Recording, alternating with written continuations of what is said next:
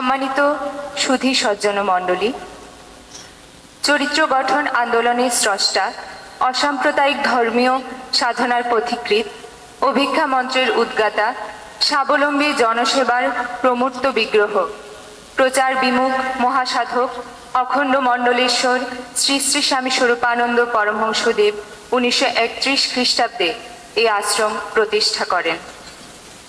সমাজের বহুমুখী সমস্যাকে জয়কল্পে তিনি ঐতিহাসিক কিছু শিক্ষা প্রদান করেন। তার সুনির্দিষ্ট সিদ্ধান্ত ঘরে ঘরে ভালো মানুষ সৃষ্টি করাই জগতের সকল সমস্যা সমাধানের মূল। এজন্যে তিনি 1914 খ্রিস্টাব্দে চরিত্র গঠন আন্দোলনের সৃষ্টি করেন এবং ঘরে ঘরে ভ্রমণ করে অসংখ্য জনকে চরিত্র গঠনের শিক্ষা দিয়েছেন। লক্ষ লক্ষ ভাষণ মঞ্চ হতে চরিত্র গঠন ও অসাম্প্রদায়িক ধর্মীয় চর্চার প্রেরণা দিয়েছেন। লক্ষ লক্ষ চিঠি লিখে যুবক কিশোরগণকে জীবন গঠনে প্রেরণা দিয়েছেন। সুস্থ সবল সমাজ গঠনের প্রেরণা স্বরূপ গ্রামে গঞ্জে ঘুরে ঘুরে জাতি ধর্ম বর্ণ নির্বিশেষে যুব কিশোর বালকগণকে যৌগিক আসন মুদ্রা শিক্ষা দিয়েছেন। পরনির্ভরশীলতা জয় করে দেশ ও জাতি গঠনের জন্য অভিক্ষা নীতি প্রচার করেছেন এবং স্বাবলম্বী জনসেবার দৃষ্টান্ত রেখে গেছেন বিভিন্ন সেবামূলক কর্মকাণ্ডে। সৎ, চরিত্রবান ও দেশপ্রেমী জনগোষ্ঠী সৃষ্টিকল্পে তিনি বিশাল সাহিত্য রচনা করেছেন এবং সহস্র সহস্র সঙ্গীত রচনা করে গেছেন। প্রচার বিমুখ এই মহাচিন্তানায়কের শিক্ষা আজ বিভিন্ন রূপে সমাদৃত, প্রশংসিত। প্রতিষ্ঠা লগ্ন হতে এ প্রতিষ্ঠান, এ আশ্রম প্রতিষ্ঠাতার শিক্ষাকে অনুশীলন করে চলেছে। এ প্রতিষ্ঠান অসাম্প্রদায়িক ধর্মীয় চর্চার এক অনুপম দৃষ্টান্ত। স্বীয় স্বাবলম্বী নীতিকে অক্ষুণ্ণ রেখে সমাজের সাধারণ মানুষের সুখে দুঃখে পাশে থেকে সেবা করে আসছে। কৃষি, মৎস্য পালন ও গো পরিচর্যার আধুনিক প্রযুক্তি অনুশীলনে এই প্রতিষ্ঠান বিভিন্নভাবে জনসাধারণকে উদ্বুদ্ধ করে আসছে। ভাগ্য বিড়ম্বিত অতি দরিদ্র ভ্রাতা ভগ্নীগণকে কর্মসংস্থানে এ প্রতিষ্ঠান সাধ্যমতো সহযোগিতা প্রদান করে আসছে। দেশের বিভিন্ন প্রত্যন্ত অঞ্চলের বিশেষত বিপন্ন আদিবাসী ছাত্রদেরকে এই প্রতিষ্ঠান সম্পূর্ণ নিজ ব্যয়ে আবাসিক সুবিধাসহ শিক্ষাসেবা প্রদান করে থাকে। অসহায়া মায়েদের সম্মানজনক জীবনযাপনের সহায়তা প্রদান এই আশ্রমের অন্যতম কার্যক্রম। বিগত 35 বছর যাবৎ এই আশ্রম বিনামূল্যে চিকিৎসা সেবা প্রদান করে আসছে, যা এতদ অঞ্চলে বিশেষ প্রশংসিত।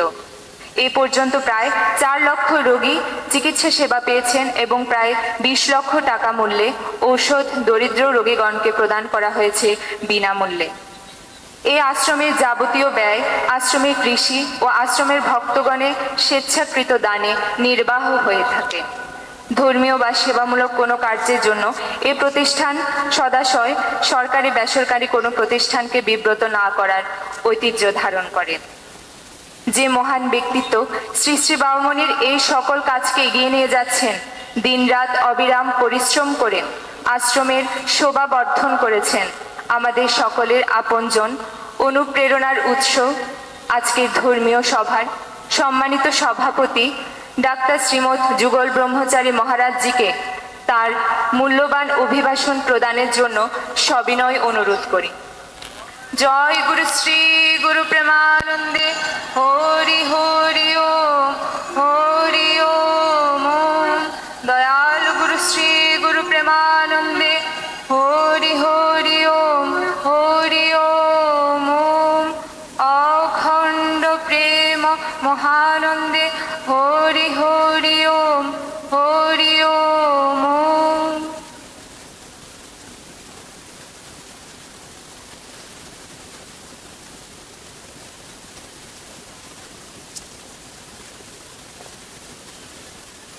হরি ওম। আজকে এই সন্ন্যাস অন্যতম বিশেষ অতিথি বাংলাদেশ অখণ্ড সংগঠনের সম্মানিত সভাপতি, যারা আজকের এই সভায় মূল্যবান ভাষণ রেখে গেছেন, যারা অতীব সুন্দর সঙ্গীত পরিবেশন করেছেন, যারা অনুষ্ঠান উপস্থাপন করেছেন, শ্রী ভগবানের পরমাদুরীর সন্তান শ্রদ্ধেয় নারায়ণ মণ্ডলী, সকলকে শ্রী গুরুর সাক্ষাৎ বিগ্রহ জ্ঞানে প্রণাম। আজকে বিশেষ করে শেষ দিকে এসে অনেক ভালো ভালো কথা শুনেছি, এবং যদিও প্রত্যেকটি সঙ্গীত অনুপম হয়েছে, শ্রীমান স্বরূপ শেষ দিকে যে গানটি গাইল প্রাণ করে গেছে। এই গানটির মূল কথা হচ্ছে আমাদেরকে ভিতরে বাহিরে এক হতে হবে। ভিতরে বাহিরে আমরা এক নই, এরই একটি উপমা এখানে দেওয়া হয়েছে, যে শুধু মা মা বলে ডাকে। আমাদের কথা, আমাদের কাজ এক নয়, এবং তার ফলেই আমরা আজ দুঃখ সাগরে ভাসছি। খুব ভালো লেগেছে আজকের এই অনুষ্ঠানগুলো। আমাদের কিছু পরীক্ষামূলক বিষয় ছিল। ব্রিটিশ ভারতে একটি কথা রাজনীতিবিদদের মুখে শোনা যেত, না জাগিলে ভারত ললনা, এ ভারত আর জাগে না জাগে। আমি আশ্রমে এসেছি, গুরু কৃপায় 40 বছর অতিক্রান্ত হয়ে গেছে, কিন্তু প্রশংসা সকলে করে। সম্ভাবনা থাকা সত্ত্বেও যুবকেরা কেউ এসে ভার নিল না। ফলে আমাদের কাজের ধারাবাহিকতা কিভাবে আমরা রক্ষা করতে পারবো, এটা তো নিশ্চয়ই চিন্তার বিষয়। প্রশংসার প্রয়োজন নয়, অথবা সৌজন্যমূলক নিজের দোষ স্বীকার করা নয়। আজ প্রয়োজন প্রকৃত অর্থে দায়িত্ব নিয়ে কাজ করা। আজকে প্রসঙ্গক্রমে কিছু কথা এসেছে কুম্ভ মেলা সম্পর্কে। এই তীর্থগুলো সম্পর্কে আমার কোনো বিশেষ আগ্রহ নাই। বড় বড় মহাপুরুষ, বড় বড় সাধকেরা তারা এই তীর্থগুলো করেন, তাদের সঙ্গে আমি দ্বিমত পোষণ করছি, এটা নিশ্চয়ই আমার অপরাধ, আমার সাধনের অভাব। কিন্তু তবুও বলব, ঋষিরাই বলছেন, মুদ মঙ্গলময় সন্তু সমাজ জগ জঙ্গম তীর্থ রাজ। বলছেন এই যে তীর্থ সমূহ, কুম্ভ মেলা, আপনাকে হরিদ্বারে যেতে হবে। যারা গরিব, যারা অসুস্থ, তাদের উপায় কি হবে? তারা কি কৃপা থেকে বঞ্চিত থাকবে? আমার দাদা বলেছেন একেবারে ভগবানকেই মিলবে, মোটেই মিলবে। এর কিছু, এই কথাটা কেন বলা হয়েছে, যে তীর্থে অবগাহন করলে পুণ্য হয়, কিন্তু আমাদের যে মহাপুরুষেরা ওনারা হচ্ছেন সচল তীর্থ। আপনাকে কষ্ট করে হরিদ্বার যেতে হবে না। আপনি যদি যে কোনো মহামানবের জীবন চরিত অধ্যয়ন করেন, অধ্যয়ন মানে লেখাপড়া করে পাঠ করা নয়, মানে তার জীবন চরিত সম্পর্কে আপনি যদি অবহিত হন এবং তা যদি তাদের নির্দেশ যদি পালন করেন, তবে আপনার তীর্থের পুণ্য হবে। এবং এরা হচ্ছেন সচল তীর্থ। হরিদ্বার কোনোদিন বাংলাদেশে আসবে না, বাংলাদেশের মানুষকে হরিদ্বারে যেতে হবে।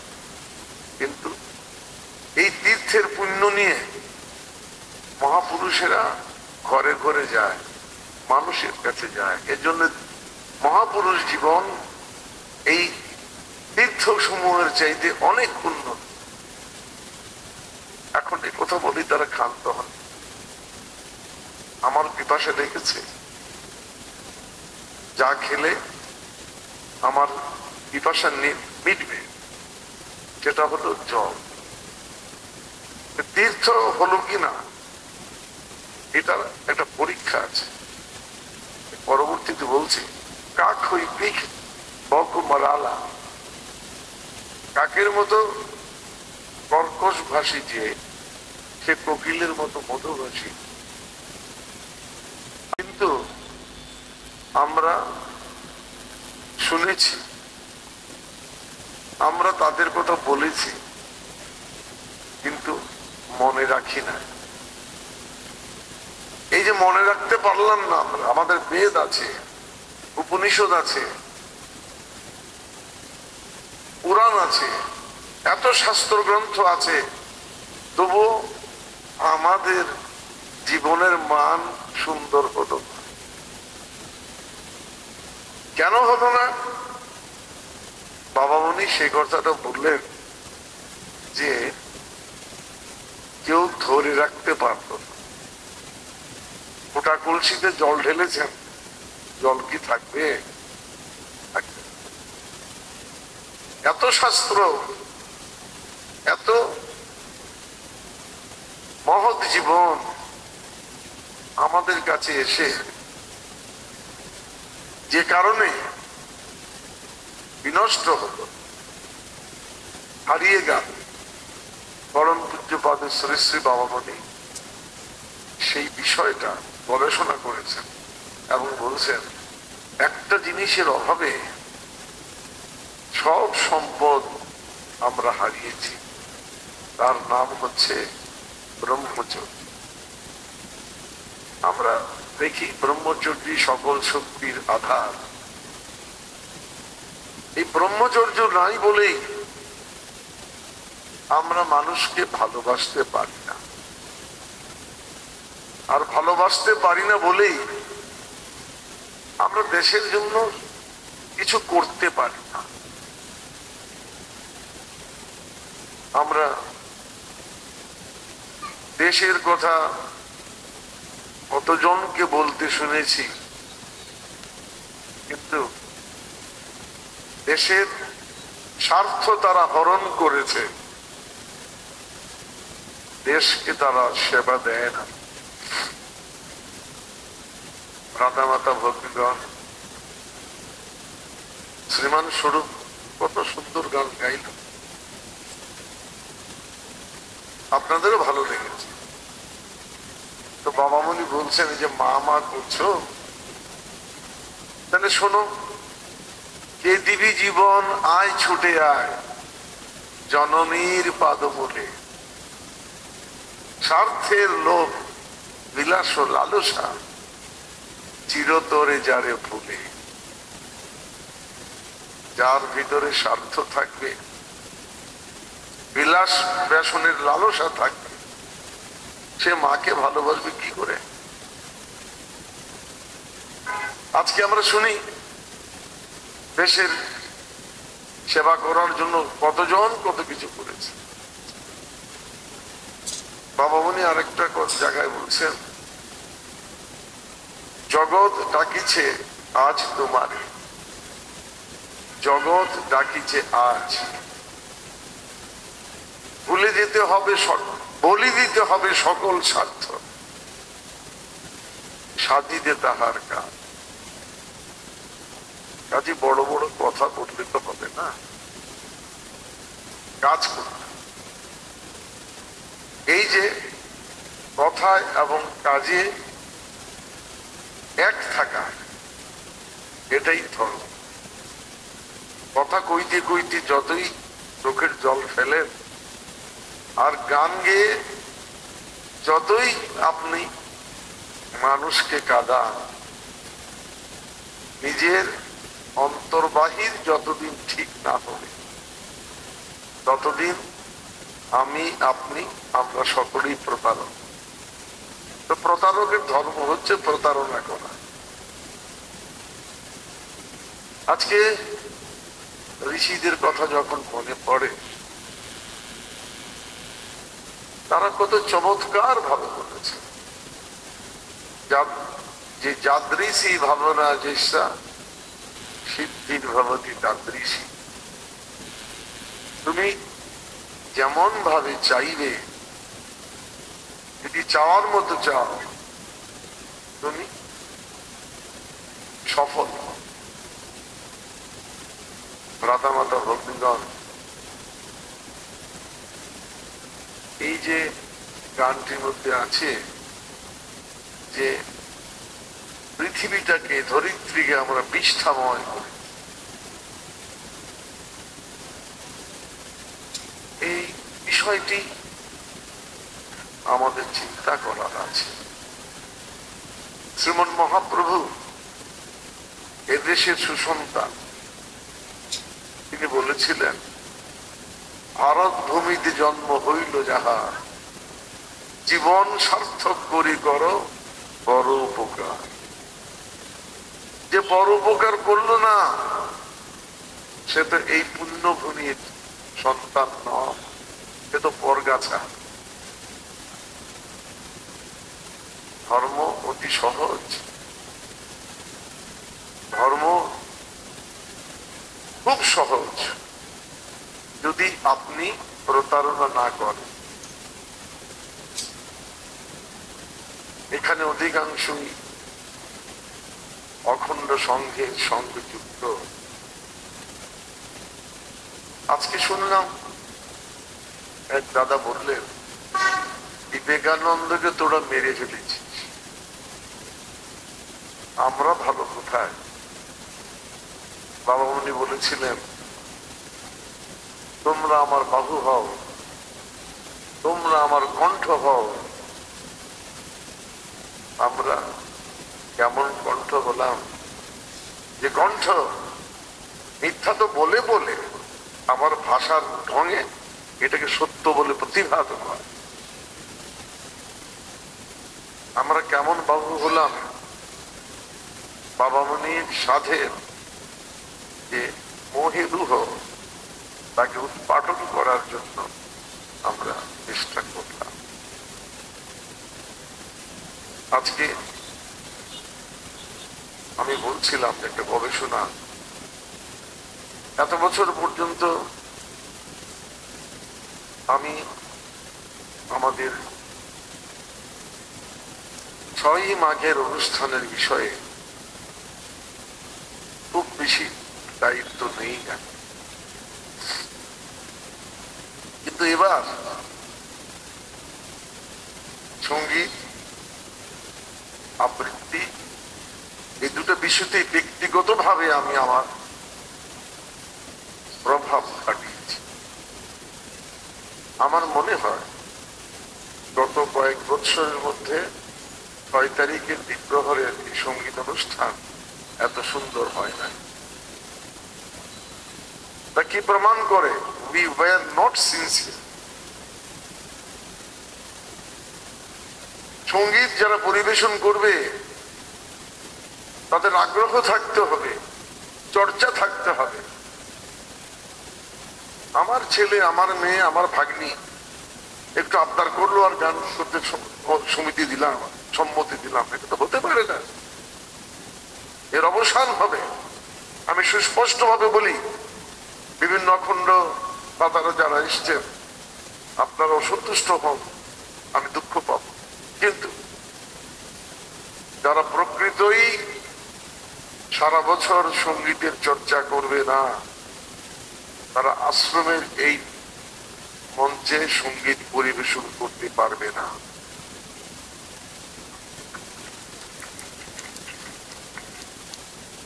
আমাদের আগ্রহ যাচ্ছে না কেন? বাবা বনি সঙ্গীতের বিভিন্ন দিক নিয়ে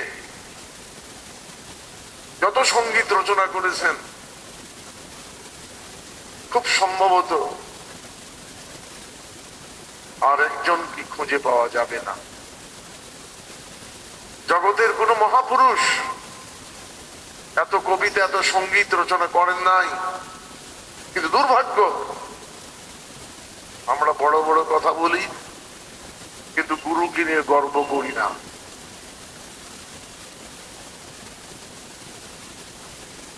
আজকে নিজের দিকে তাকানোর সময় এসেছে। আমার ইচ্ছে করে যে আমরা প্রত্যেকে একটা আয়না যেন সামনে রাখি, কথা বলার সময় নিজের চেহারাটা যেন দেখি। কারণ মানুষ জগৎকে ফাঁকি দেওয়া যাবে, নিজের বিবেককে তো ফাঁকি দেওয়া যাবে না। ভ্রাতা মাতা ভগ্নীগণ, সময় এসেছে আমাদেরকে আত্মসম্বিত ফিরে পেতে হবে।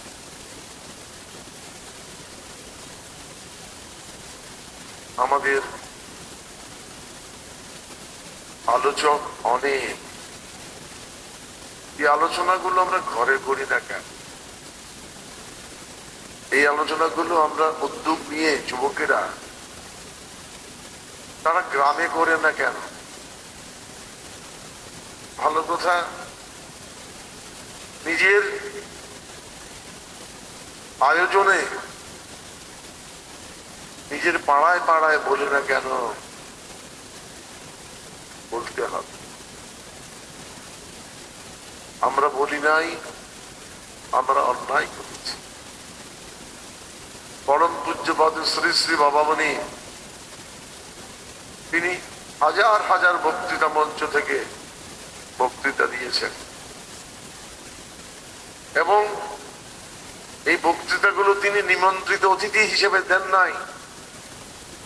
প্রাণের টানে মহল্লায় মহল্লায় নিজের গাটের পয়সা খরচ করে তিনি বক্তৃতা দিয়েছেন। তোমরা মানুষ, এই একটি কথাই বিভিন্ন ঢঙে তিনি বলেছেন।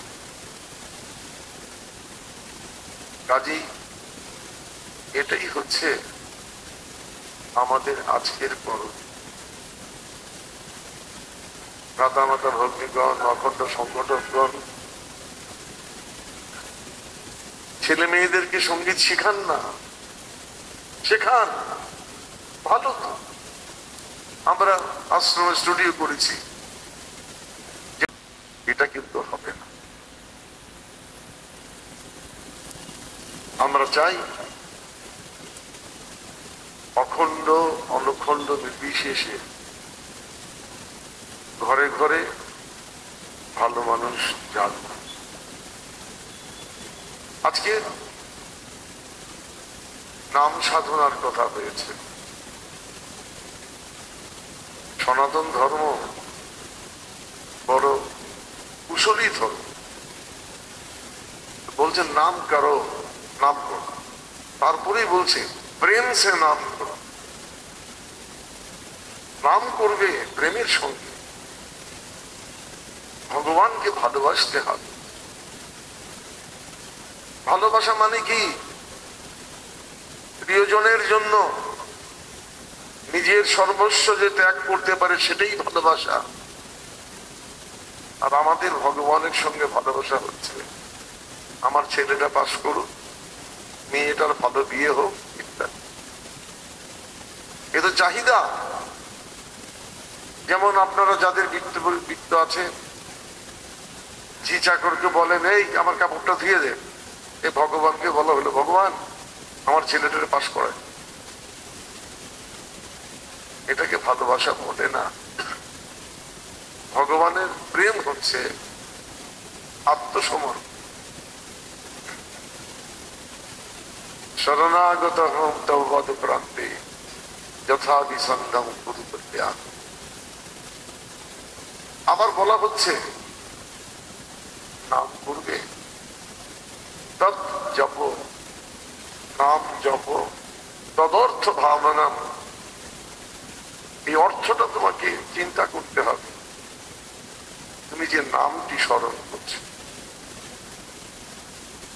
আমরা ওঙ্কার নামে কেন স্মরণ করি তার অনেক ব্যাখ্যা আছে।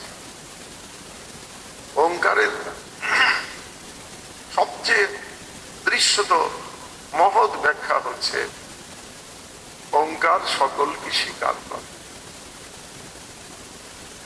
কাউকে অস্বীকার করে, কাউকে ছোট বলে না। রাতামাতা ভগ্নীগণ, অযাচক আশ্রম তথা অখণ্ড সংঘের কিছু মৌলিক বিষয় আছে যেগুলো গতানুগতিকতার ঊর্ধ্বে। এগুলো বারবার বলতে হবে, বারবার শুনতে হবে। প্রথম হচ্ছে, আজকে খুব সুন্দর উৎসব হয়েছে, ঠাকুরের কৃপায় খুব আনন্দ হয়েছে, কিন্তু এরকম মাঝে মধ্যে উৎসব করে ভগবানকে পাওয়া যাবে। ভগবানকে পেতে হলে দৈনিক 4 বেলা উপাসনা করতে হবে। ভাবলেন যে 12 মাসে বড় বড় 13 পার্বণ করব, হাজার হাজার মানুষ খাওয়াবো, আর ভগবান আসবে? অখণ্ড দর্শন সেটা বলে না। প্রত্যেক দিন আপনাকে 4 বেলা উপাসনা করতে, তারপরে বংশ পরম্পরায় এই সাধনাকে চালিয়ে যাওয়ার জন্য চেষ্টা করতে হবে। এবং চেষ্টা শুধু নয়, অকপট চেষ্টা। আমাদের তো চেষ্টা করি কিন্তু কপটতা থাকে। অকপট চেষ্টা করতে হবে, এগুলি শর্ত। এছাড়া বাঁচবার কোনো উপায় নাই। বৎসরে 4-5টা উৎসব করবেন, কিংবা সপ্তাহে 1 দিন সমবেত উপাসনা করবেন, তাতেও ভগবান মিলবেন। সমবেত উপাসনা করবেন, কিন্তু প্রতিদিন 4 বেলা উপাসনা করতে হবে।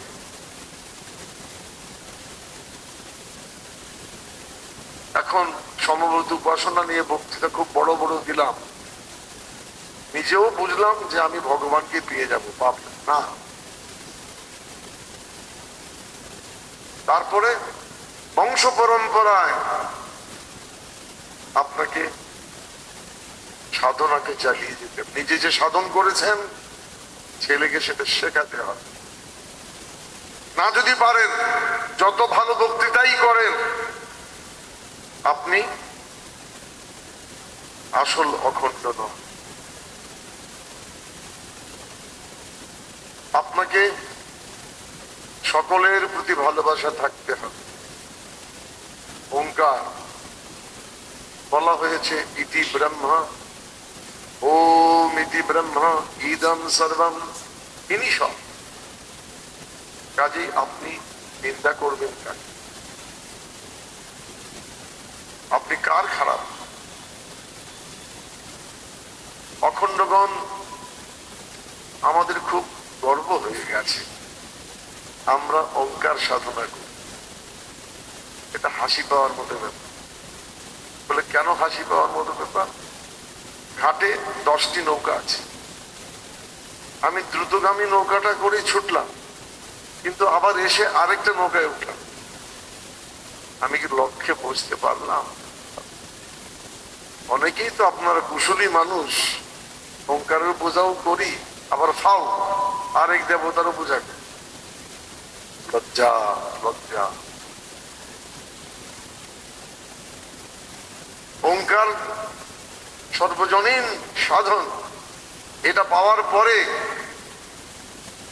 যাদের অন্য পূজায় রুচি হয়, এটা কিরকম হলো? পোলাও মাংস দিয়ে খাওয়ার পরে শুটকি মাছ খাওয়ার আগ্রহ।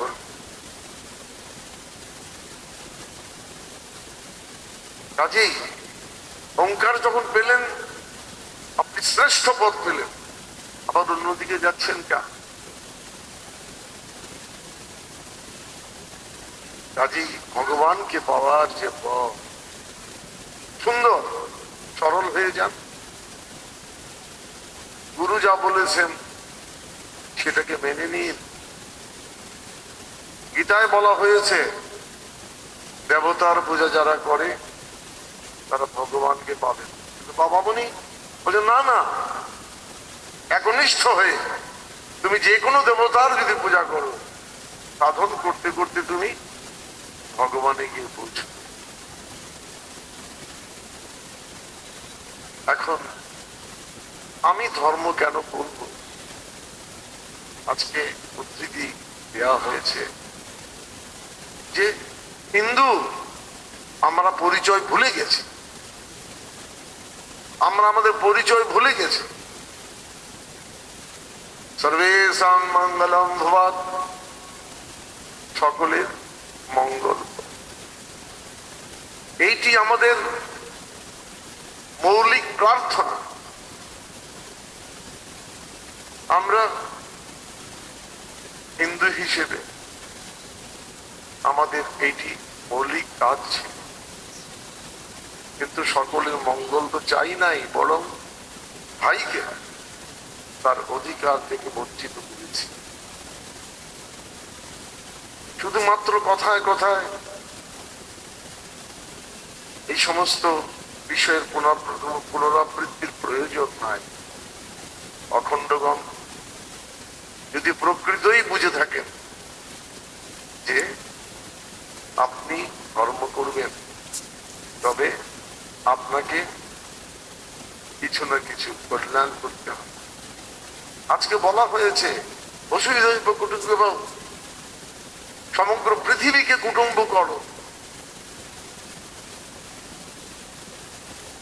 সবারে আপন করো, বিশ্বের করো ঘর, নিখিল ভুবনে যেন দেহ নাহি থাকে। এটাই অখণ্ড, এটাই স্বরূপানন্দ। কাজেই অন্তর ভরা স্বার্থ নিয়ে, অন্তর ভরা বিদ্বেষ নিয়ে স্বরূপানন্দের সন্তান হওয়ার কপট ঘোষণা করে লাভ নাই। আমি যে ঘোষণা করছি যে আমি স্বরূপানন্দের সন্তান, আমি অখণ্ড, অন্তরে যদি থাকে স্বার্থ, অন্তরে যদি থাকে কপটতা, হিংসা, বিদ্বেষ, এই ঘোষণাটা শুধুমাত্রই প্রতারণা হবে। আমরা এখানে এসেছি, আসুন জেনে নি আমি কি। নিজেকে জানুন, আত্মানং বৃদ্ধি, এটা ঋষিরা বলেছিলেন, তোমার ভিতরে ভগবান আছে তাকে জানো। কিন্তু আমি সেটা বলি, আমি বলি আর যাকেই ফাঁকি দেওয়া যায়, মনকে তো ফাঁকি দেওয়া যায়। ভিতরটা দেখি আমি কতটুকু ভালো, কতটুকু খারাপ। এবং বাবা বলি যেটা বলেছে সেটা হচ্ছে ভালোবাসাই। তোমার জীবন সবার তরে, নিজের তরে নয়। এই যে কথাটা, কিছু করুক, আমরা তো খুব ভালো বুঝি। আজকে এই পশ্চাৎপদ জনগোষ্ঠীর সেবার বিষয়ে কত কথা হয়েছে। আমরা কিন্তু আসলে আমাদের ভিতরে ভগবান আছে, আমাদের ভালোবাসা আছে, ঠিক। ভালোবাসাটা কিরকম? বাচ্চা দেখলেই ভালো লাগে, নিজের ছেলেটাকে একটু বেশি ভালো, এই যে আপন পর ভাবা, এটাই হচ্ছে মোহ। যতদিন পর্যন্ত দুধে ভেজাল থাকবে, এই দুধ কল্যাণ করবে না। আপনার সাধন পদ্ধতিতে, আপনার জীবনচর্যা বিদ্বেষ, অন্যায়ের ভেজাল থাকবে, আপনি ধার্মিক হবেন। আমরা নিশ্চয়ই বলতে পারি আমরা অনেক শাস্ত্র জানি না, অনেক ইতিহাস জানার প্রয়োজন নাই। যেখানে মানুষ মানুষকে হিংসা করেছে, আমরা তাকে ধর্ম বলে স্বীকার করি না। যেখানে মানুষ মানুষকে অত্যাচার করেছে, আমরা তাকে ধর্ম বলে মনে করি না। কিন্তু মুশকিল, এটা বলার মতো সৎসাহস আমাদের আজকে নাই। অথচ আমরা হিন্দু হিসেবে প্রার্থনা করেছিলাম, হে ভগবান তোমাকে চাই। কেন চাই? অসত মা সদ্গময়, আমাকে অসত্য থেকে সত্যে নিয়ে যাও। তমস মা জ্যোতির্গময়, আধার থেকে আমাকে আলোতে নিয়ে যাও। মৃত্যুর মা অমৃতগময়,